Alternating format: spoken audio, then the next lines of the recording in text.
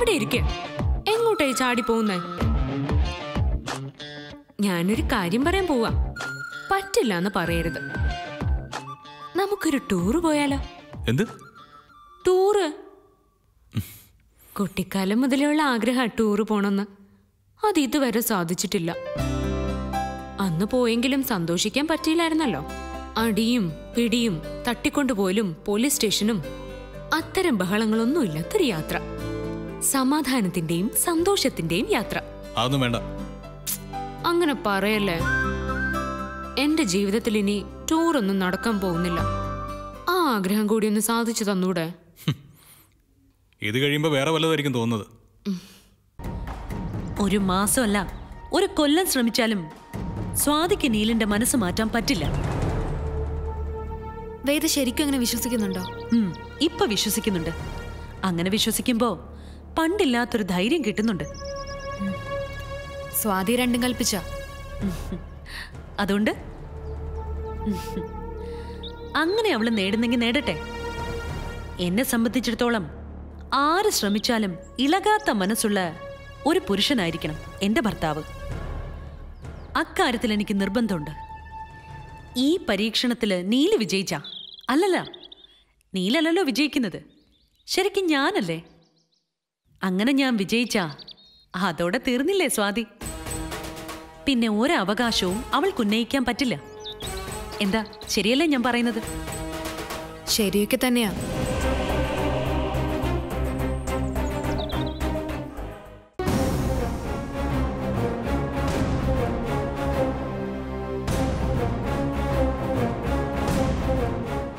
നീ എന്തിനാടി ഇങ്ങനെ തുറച്ചു നോക്കുന്നേ?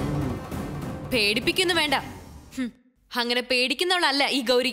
നിന്റെ കയ്യിന്ന് അറിയാതെ കുപ്പി താഴെ വീണ് പൊട്ടി. ആ അതെ. എന്നിട്ട് നീ ആ കുപ്പി മാത്രം എടുത്ത് കളഞ്ഞു. എണ്ണ കഴുകി കളഞ്ഞില്ല. ആ കുപ്പി കളഞ്ഞിട്ട് വരുമ്പോഴാണല്ലോ നീല് വീണത്.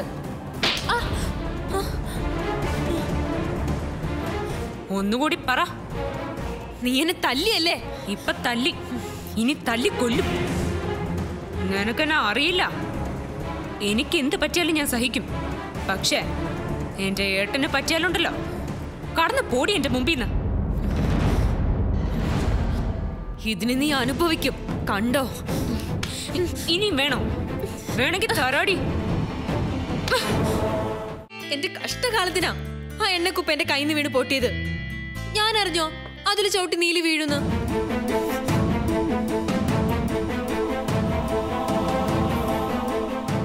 അതെ, ഒരു നുണ 100 തവണ ആവർത്തിച്ചെന്ന് കരുതി അത് സത്യമാവാനൊന്നും പോകുന്നില്ല.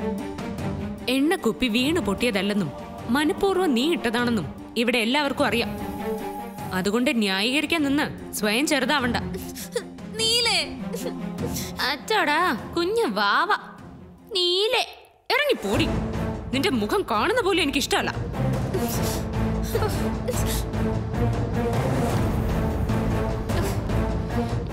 രണ്ട് തെറിയും കൂടി പറയായിരുന്നല്ലേ? നീ മരുന്നിട്. ആ പതുക്കെ.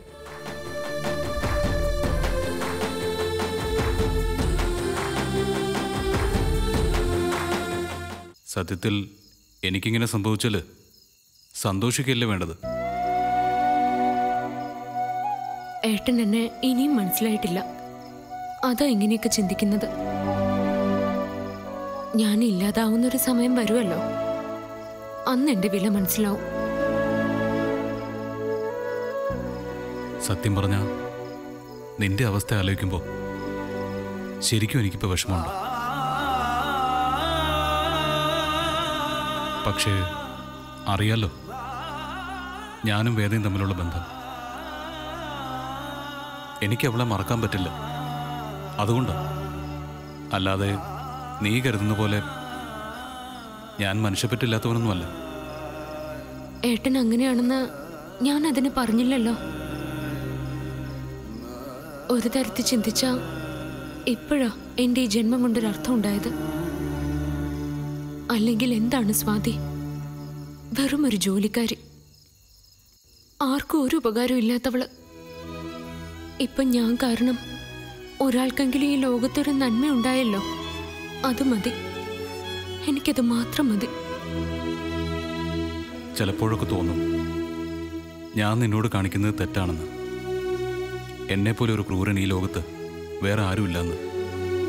പക്ഷേ എൻ്റെ അവസ്ഥ ഒന്നും ഞാനായിട്ട് തിരഞ്ഞെടുത്തതല്ല, എന്നെക്കൊണ്ട് ചെയ്യിച്ചതാ. നാരായൺജിയെ ഞാൻ കുറ്റം പറയില്ല.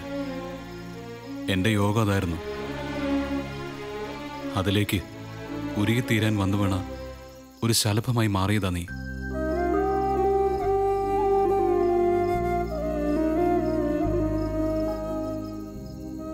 ശലഭം ശരിയാ, ഭൂമിയിലെ ഏറ്റവും ആയുസ് കുറഞ്ഞ ജീവി. എന്നാലോ എന്തൊരു ഭംഗിയാ. എനിക്കൊരു വിഷമവും ഇല്ല ഏട്ടാ. കുറച്ചു കാലമെങ്കിൽ കുറച്ചു കാലം ഏട്ടനൊപ്പം കഴിയാൻ പറ്റിയല്ലോ, അതോർത്ത് ഞാൻ ആശ്വസിച്ചോളാം. നമ്മൾ പിരിഞ്ഞാലും എന്നും ഞാൻ നിന്നെ ഓർക്കും. ഓർക്കരുത്. ഓർത്താ വേദയുടെ നീതി പുലർത്താൻ ഏട്ടന് പറ്റില്ല. അമ്മേ, അമ്മേ,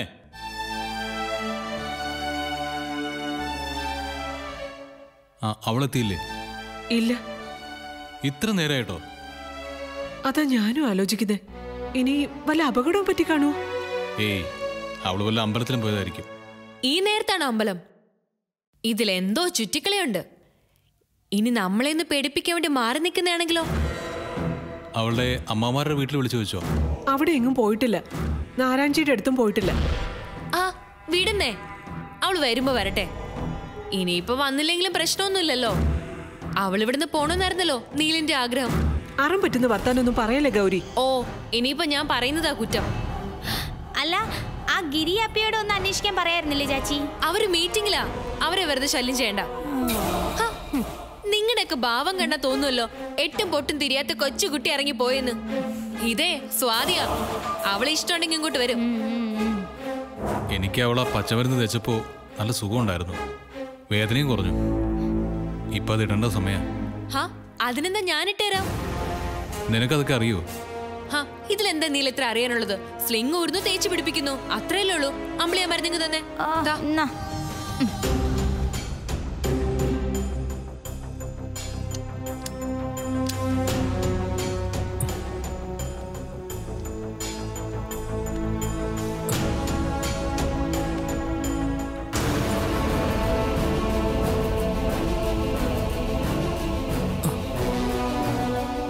പതുക്കെ.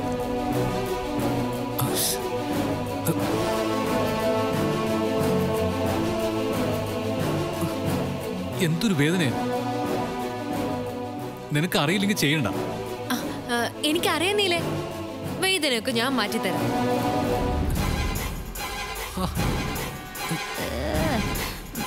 മതി, നിർത്ത.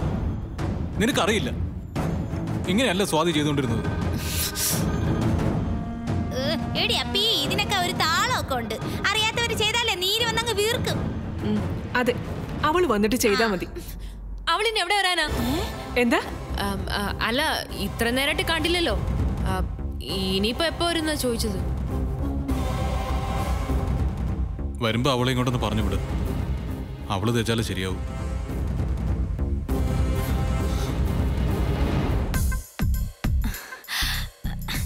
അതേച്ചി, കുഴമ്പ് തേക്കാനെങ്കിലും ഗൗരി ഔട്ടായി. സ്വാതി അപ്പി ഇന്നും. ഇത് നല്ല ലക്ഷണ ചാച്ചി. പക്ഷേ അവളിത് എവിടെ പോയി? വരൂന്ന്. അങ്ങനെയൊക്കെ വിശ്വസിക്കാനല്ലേ ചാച്ചി നമുക്ക് പറ്റൂ. ഉടനെ വരും ചാച്ചി. ഓ,